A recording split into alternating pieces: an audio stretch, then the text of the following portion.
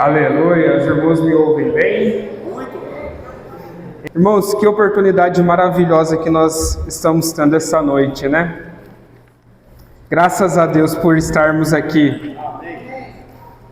E hoje, os hinos no final do dia vai fazer sentido para todos os irmãos. E nessa noite, irmãos, nós teremos a oportunidade, não só essa noite, mas principalmente neste final de semana, nós iremos desfrutar da porção de Atos, capítulo 9, do versículo 32 ao versículo 43. Contudo, como cabe a mim estar compartilhando com os irmãos hoje e amanhã, hoje nós vamos separar esses dois trechos, né, essa porção em dois trechos. Portanto, venham amanhã para terminar a mensagem, né? Mas todo o caso também vai estar disponível no YouTube. Mas é importantíssimo os irmãos estarem aqui e durante a semana estar revisando a mensagem.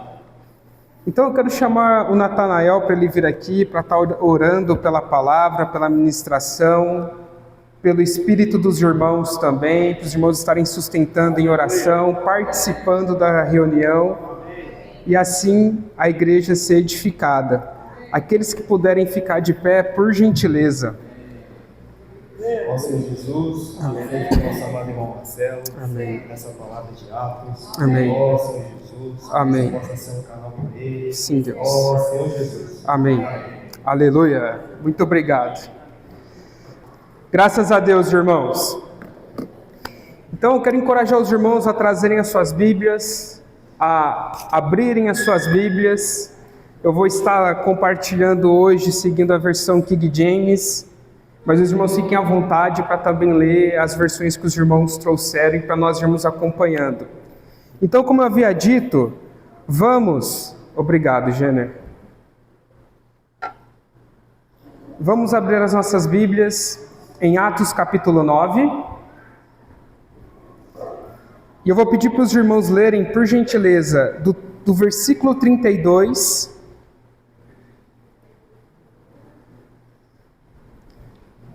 até o 35. Os irmãos podem ler o 32, as irmãs o 33 e assim por diante. Aleluia!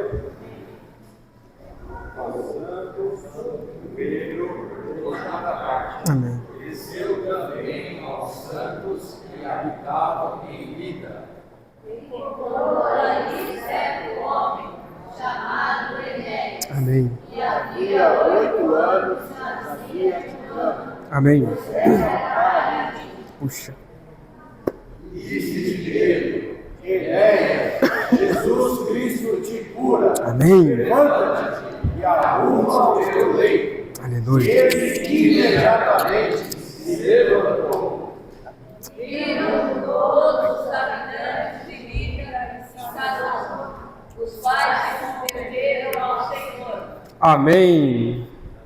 E havia uma discípula por nome Tabita, nome este que traduzido quer dizer Dorcas. Era ela notável pelas boas obras e esmolas que fazia. Amém, irmãos. Até o 35, mas vocês já tiveram um gostinho do que o Senhor tem preparado para amanhã, para nós que estivermos aqui. Senhor Jesus, essa porção de Atos capítulo 9, conforme o irmão Sérgio nos ajudou,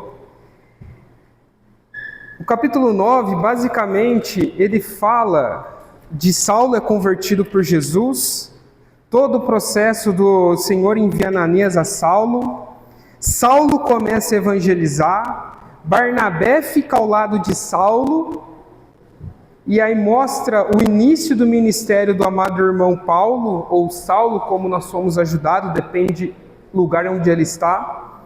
E aí, pela sabedoria de Deus, Paulo fica um pouquinho de lado em Atos capítulo 9, e é inserido Pedro. Aí nós vamos ver, irmãos, que começa Por exemplo, na King James, esse trecho que nós vamos estudar hoje diz que Pedro ora por curas e prodígios, outros é a cura de Enéas.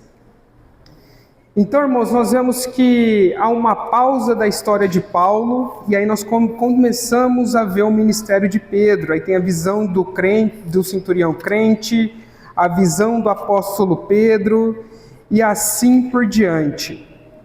E esse texto, irmãos, eu confesso que quando eu comecei a ruminá-lo no começo da semana, eu não tive muita clareza no que o Senhor queria dizer para mim e, consequentemente, como eu poderia estar auxiliando os irmãos por meio dessa leitura.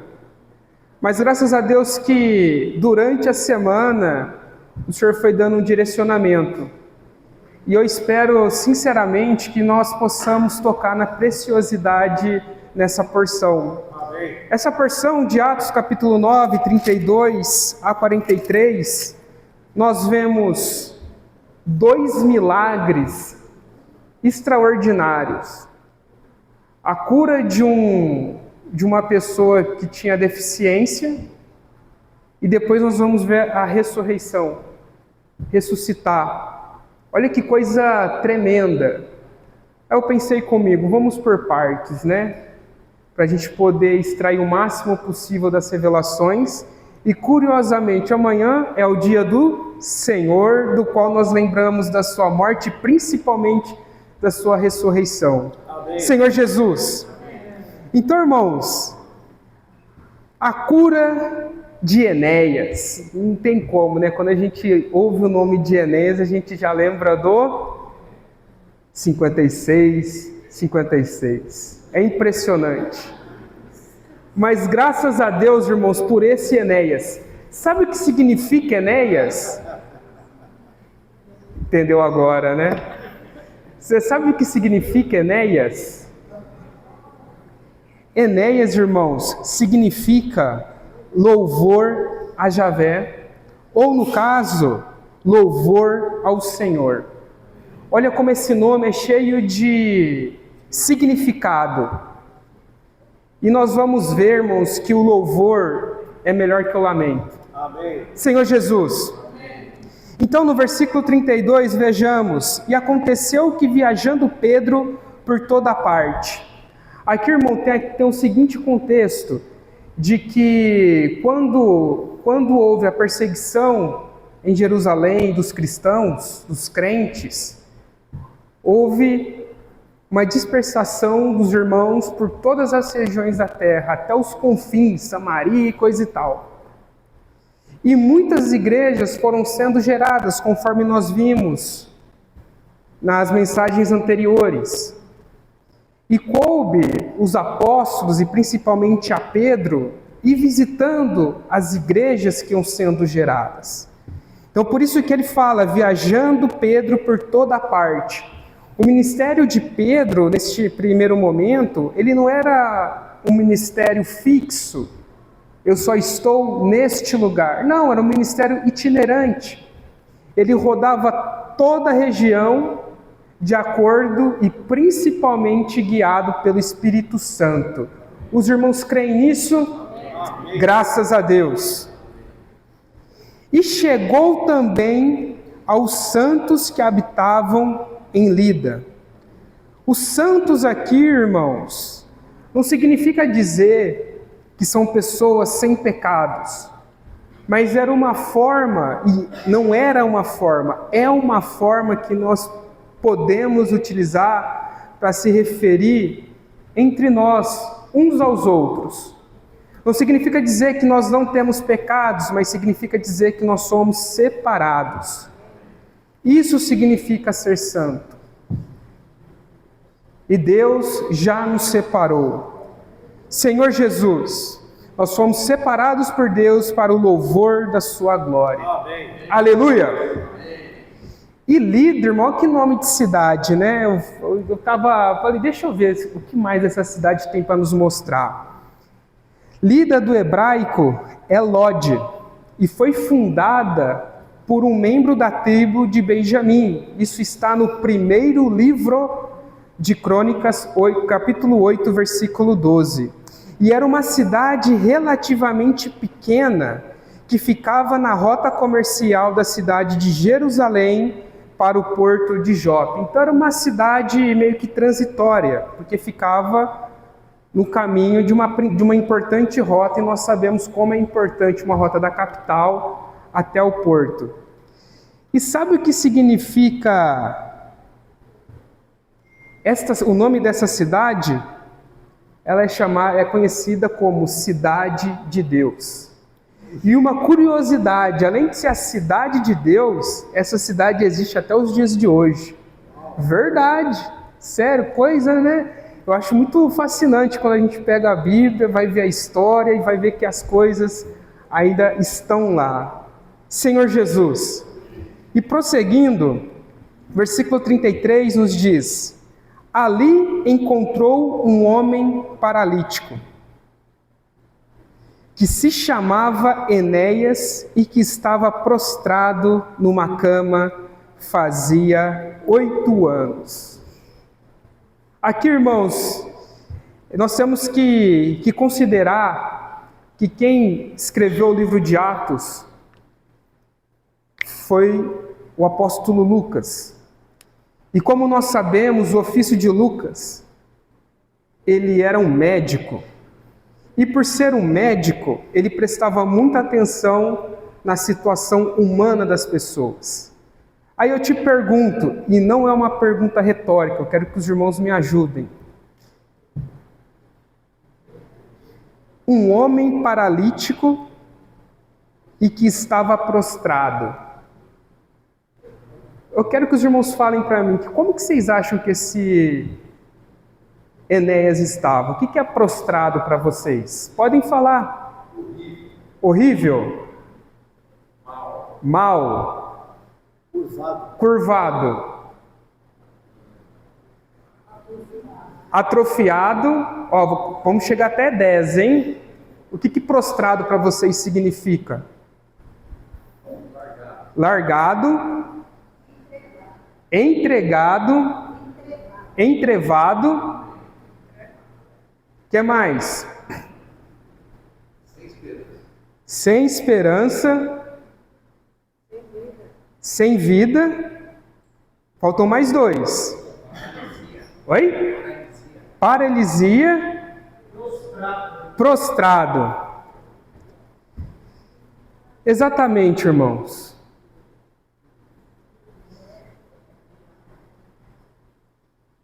Sinônimos dessa palavra, nós temos sucumbir, desanimar, esmoecer, murchar, abster-se, quebrantar-se.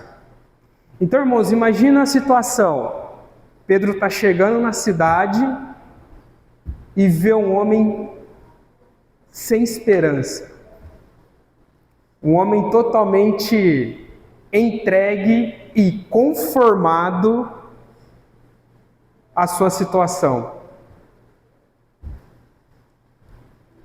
Esse é o detalhe do Enéas que estava prostrado. E nós, irmãos? O que tem nos deixado prostrado? O que tem nos deixado sem esperança? O que tem nos deixado desanimados a tal ponto de achar que não tem esperança para nós?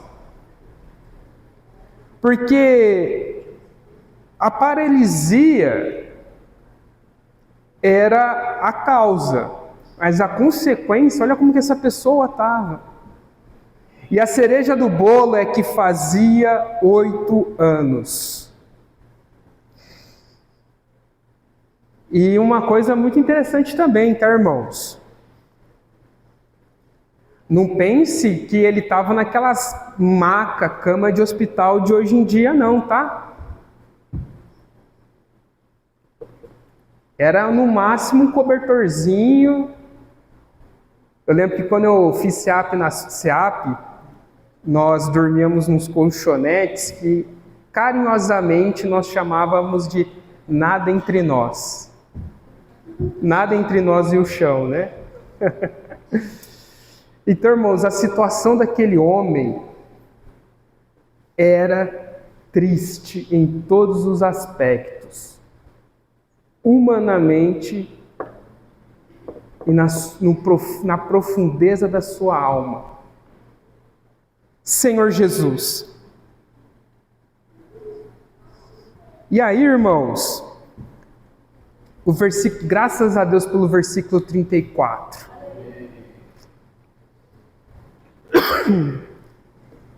Então Pedro lhe afirmou.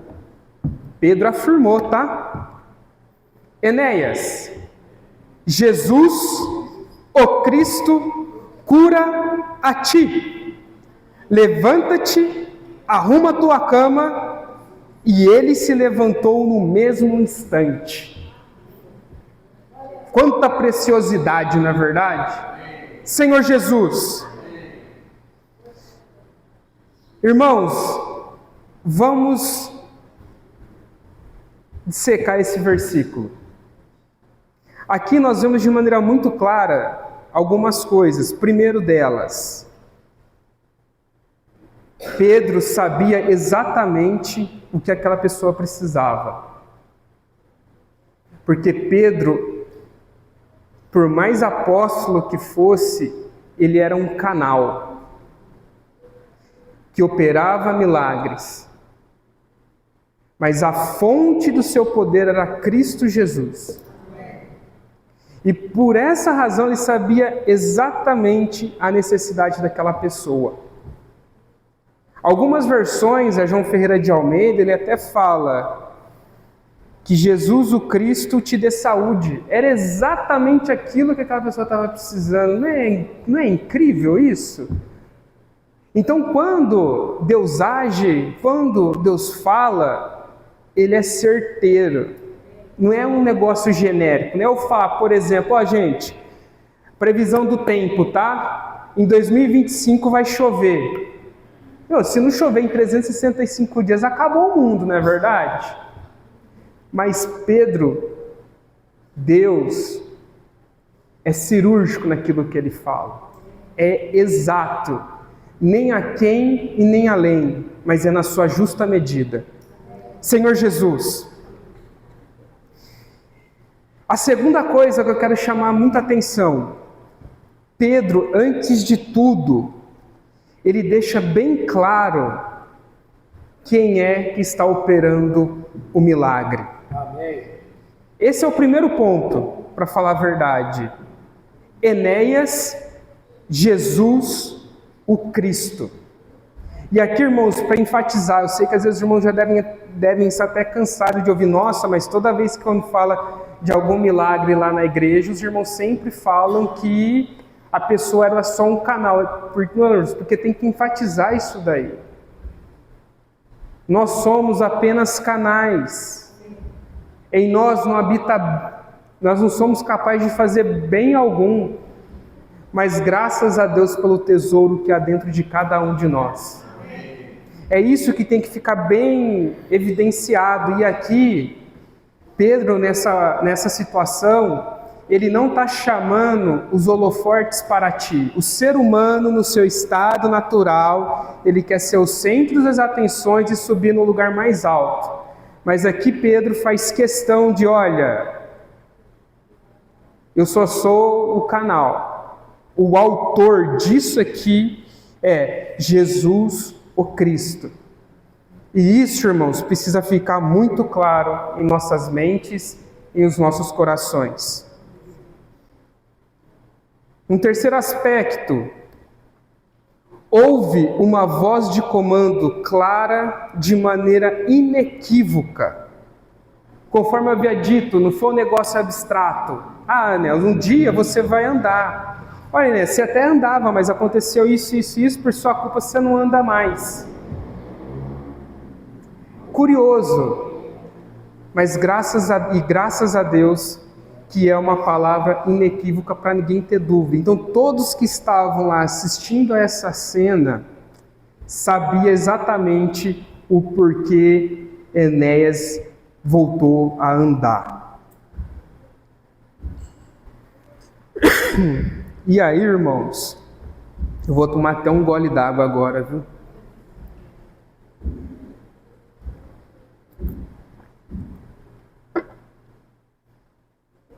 E aí, irmãos, eis o motivo de eu ficar, gente, como é que eu vou passar isso para a igreja?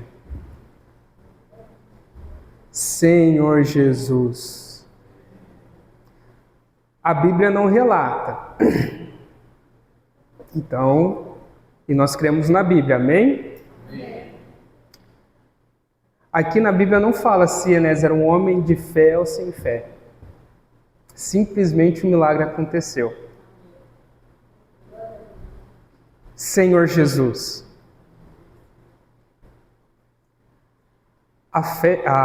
O milagre aconteceu independente da fé dele.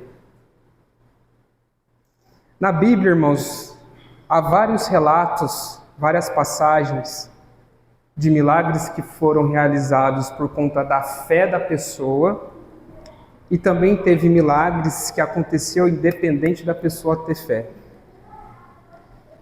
Nós temos o exemplo do cego Bartimeu de Marcos capítulo 10, versículo 46, que nos diz: E chegaram, pois, a Jericó, quando Jesus e seus discípulos e mais uma grande multidão estavam deixando a cidade. O filho de Timeu, chamado Bartimeu, que era cego, estava sentado à beira do caminho, pedindo esmolas. Aí o versículo 47.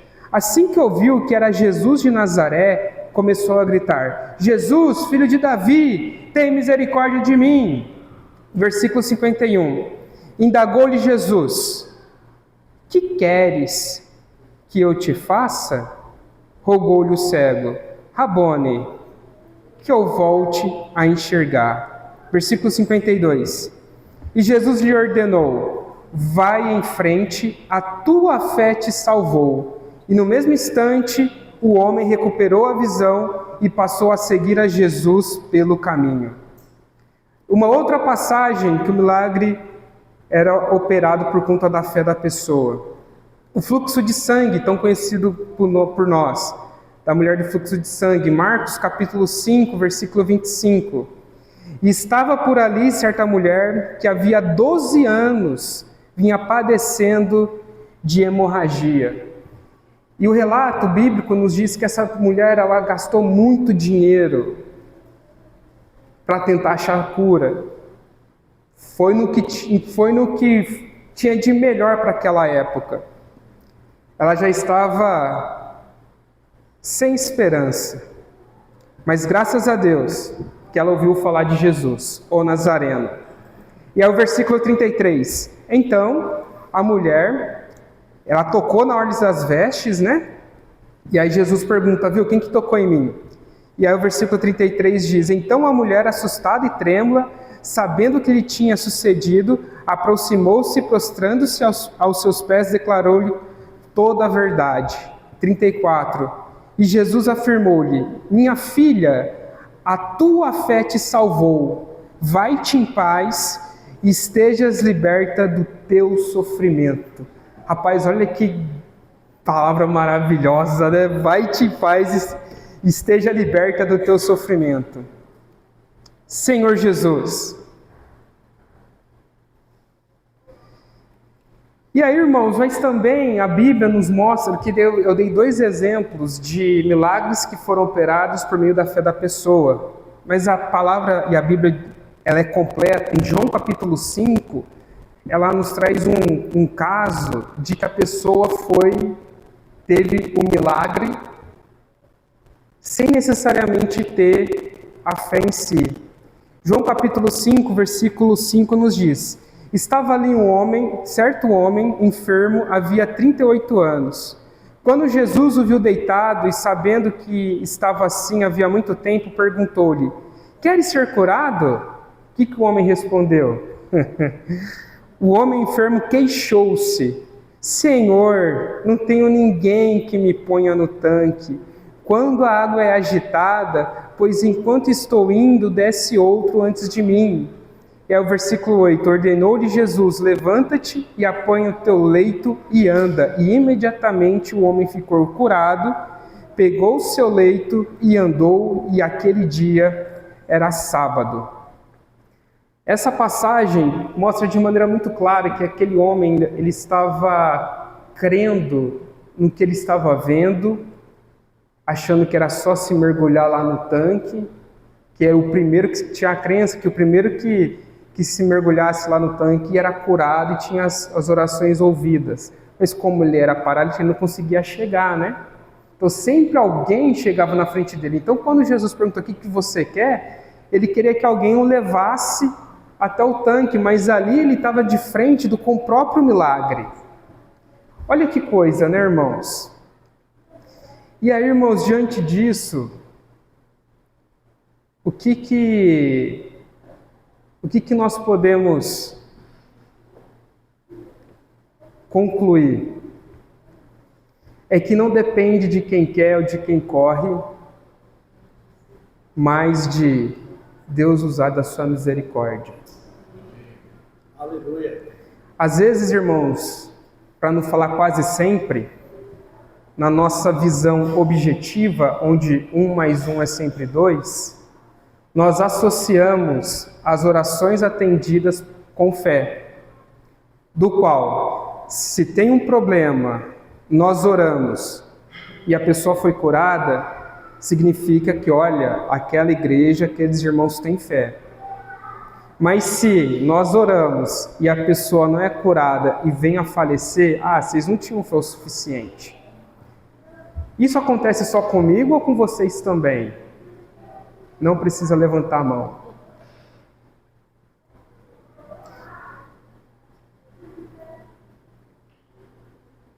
Senhor Jesus. Significa então que a gente não precisa mais orar? Que nós não precisamos mais crer? Não, irmãos, nós temos que orar e nós temos que crer sim. Por qual motivo nós oramos? E por qual motivo nós cremos? Nós oramos e nós cremos porque, acima dos pedidos que nós temos, nós queremos a presença de Cristo. Nós oramos para quê? Nós termos comunhão com Cristo Jesus. Para quê? Se as nossas orações forem atendidas, nós sabemos que nós servimos um Deus de poder que é capaz de restaurar todas as coisas. Amém. E aqueles, assim como Davi, se alegrar na presença do Senhor, dançar na presença do Senhor e se alegrar com Ele.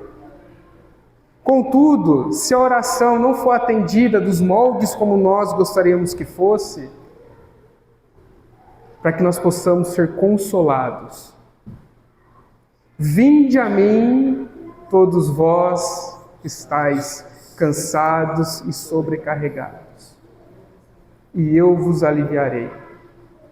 Por isso, irmãos, que nós precisamos orar ao Senhor,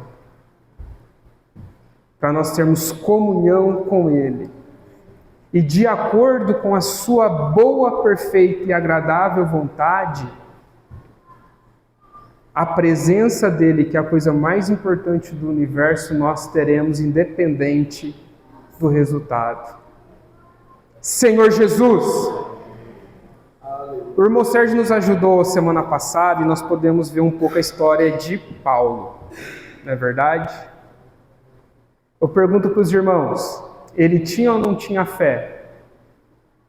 Podem responder, irmãos.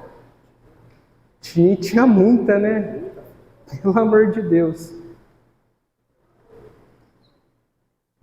E ele tinha um espinho na carne. Ele orou ao Senhor por 3 vezes para que o espinho fosse retirado. E sabe qual foi a resposta do Senhor? A minha graça te basta. Ó Senhor Jesus, a graça do Senhor nos basta, irmãos. Vira para o irmão que está do seu lado e fala, a graça do Senhor te basta.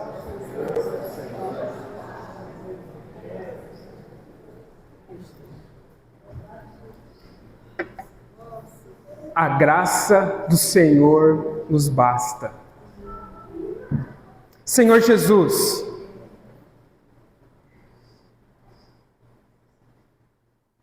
Senhor Jesus.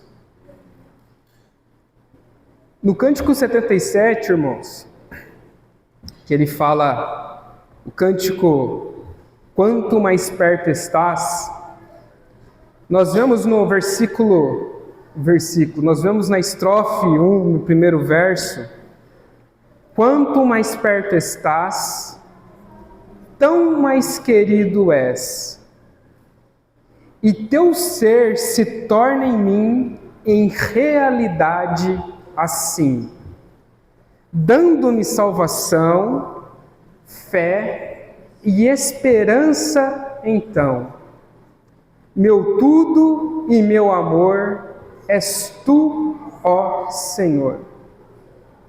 E mesmo que falte fé e esperança até, eu ouço a tua voz, confia em mim e vê.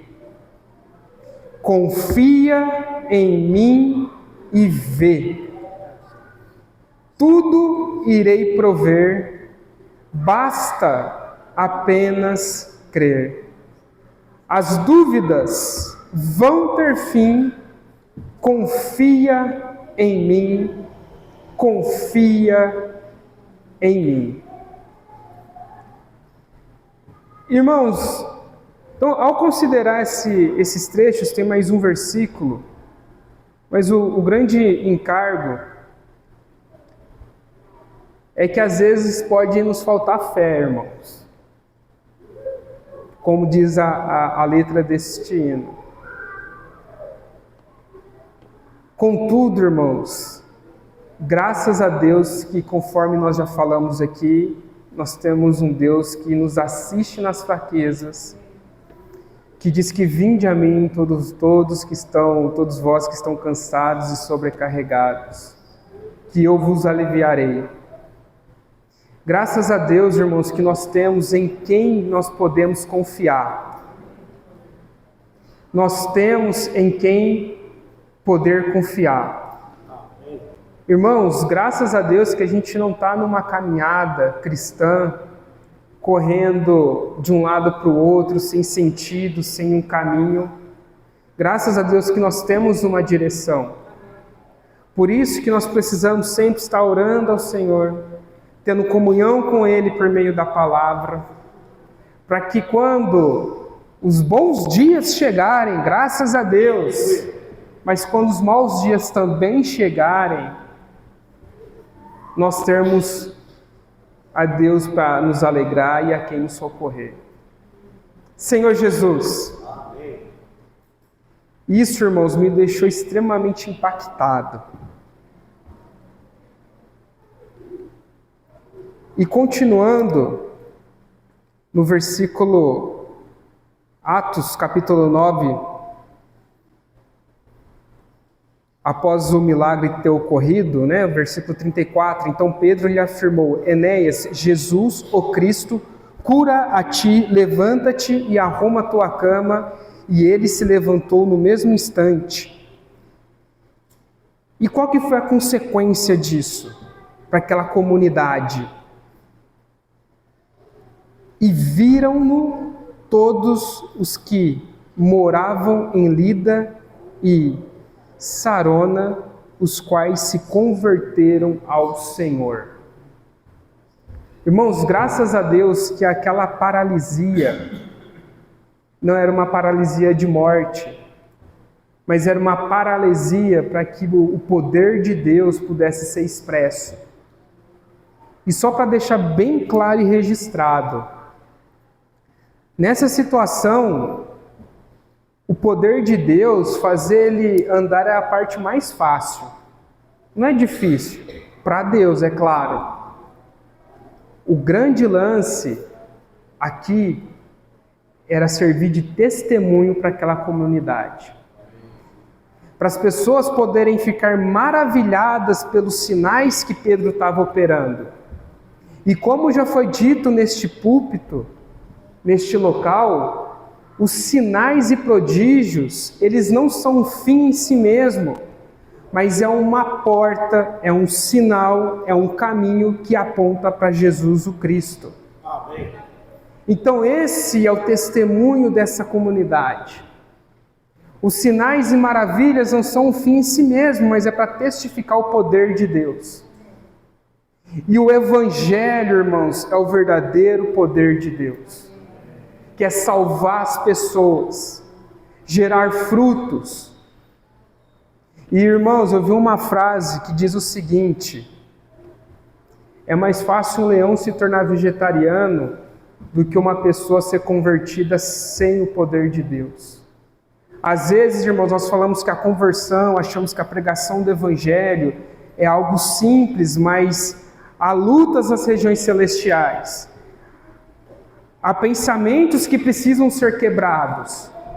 Por isso que nesse contexto, para sair da religião, para mostrar que havia um novo caminho, era necessário estar operando sinais e prodígios.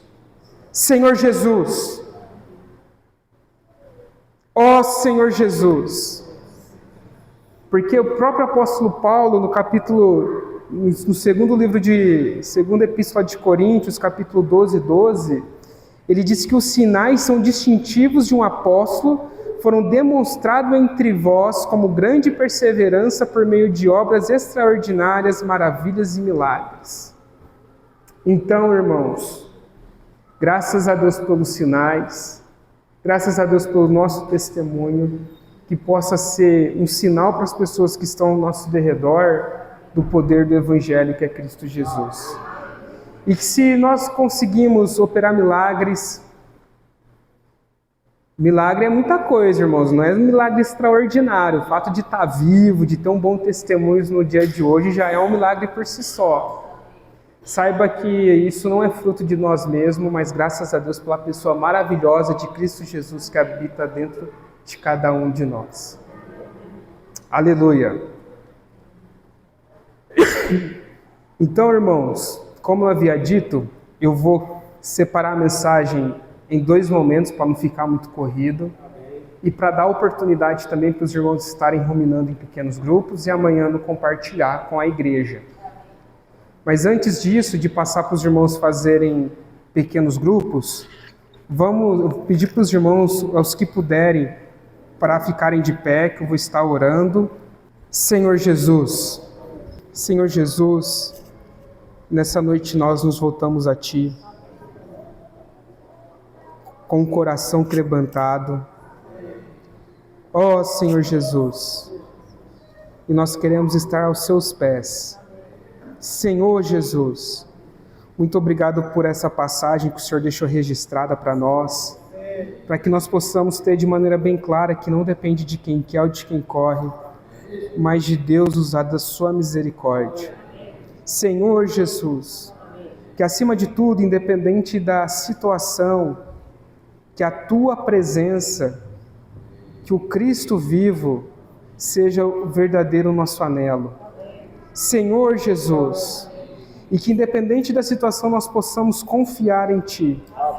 Senhor Jesus, nesse momento nós oramos pelos irmãos da congregação aqui em Nova Odessa, da comunidade em Cristo.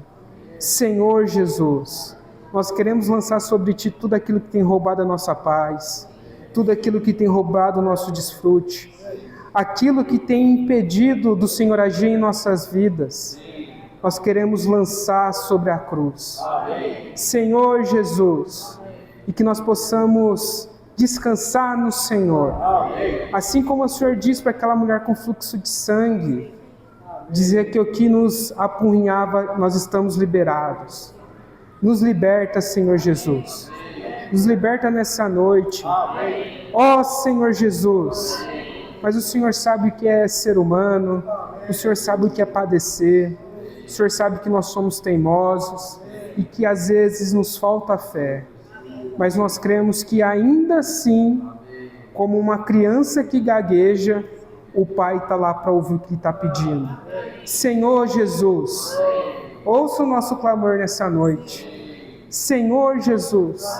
Acima de tudo, não que para nossa honra, para nossa glória, mas acima de tudo para que o poder de Deus, Cristo Jesus, seja expresso em nossas vidas. Em nome de Jesus, o Cristo, nós oramos. Aleluia.